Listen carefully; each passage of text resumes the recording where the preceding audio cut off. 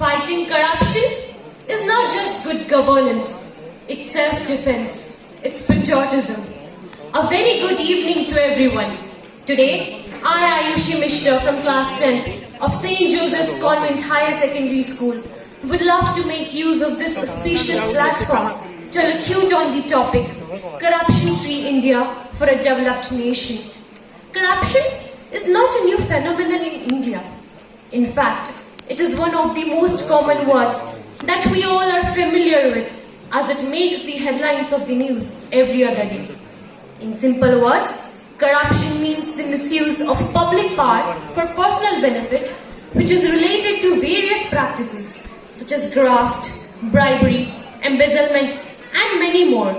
And it is sad to say that our youth, who lay down the foundation of a nation's growth and development, are also being misguided by such evil practices. If we dig into the core, there are various factors responsible for the rising corruption. The most important being the nature of a person. People in general have a great thirst for luxuries and comforts, and therefore they get themselves involved in all sorts of unscrupulous activities.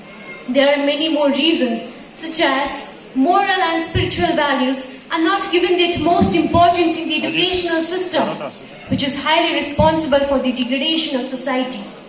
The salary paid to employees is too less, as a result of which they are forced to earn money through illegal ways.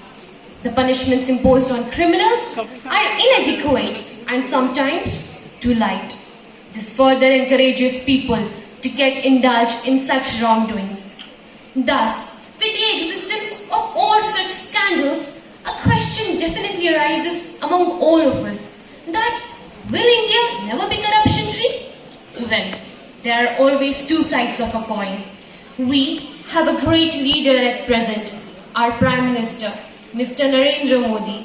He has been taking various measures to curb corruption out from our nation, such as the Demonetization Act of 2016, which was indeed a great step taken to curb black money. The Prevention of Corruption Act, which was amended in August 2018, clearly mentioned that any person or group of persons involved in bribery exchanges shall be punishable with an imprisonment of 7 years or a fine or both. Therefore, it will indeed take time to establish a righteous and incorruptible society. The need of the hour is freedom in the economic sphere, that is, good education, housing and development. We, as the public, with our joint effort and collective conscience, can rise to weed out the root of corruption.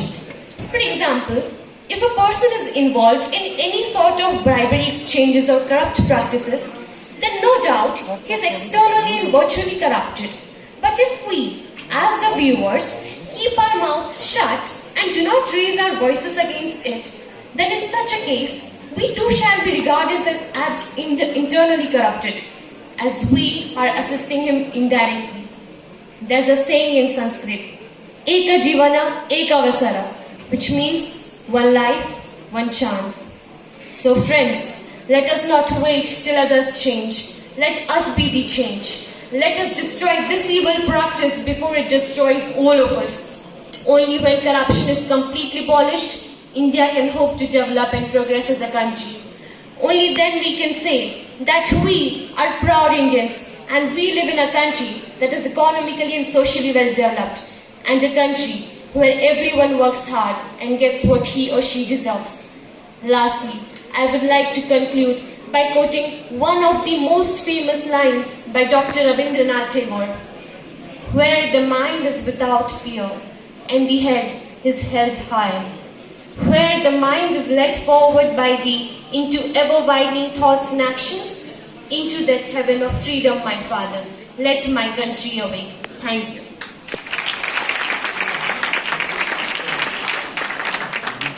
Ayushi, for highlighting all of us how corruption is a crime. So let's destroy it before it destroys us.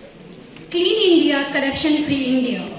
Moving ahead, may I request our respected Sri A.K. Devran sir to say a few words. To Miss Ayushi. A big round of applause for all these talented persons. Miss Ayushi Misra, class 10, St. Joseph Convent School, Sambalpur. That is first prize. Miss Ayushi Misra.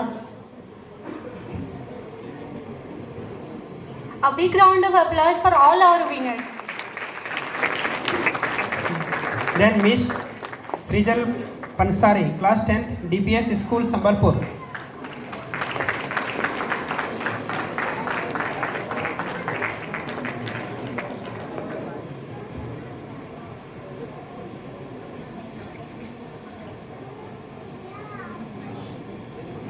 Miss Srijal Pansari, please speed up. Miss Srijal Pansari,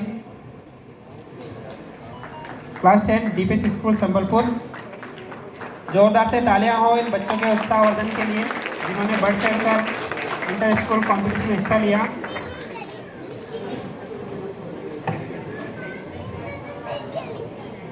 third prize goes to miss Juhi Pradhan, class 10, 7th hills residential school Sambalpur.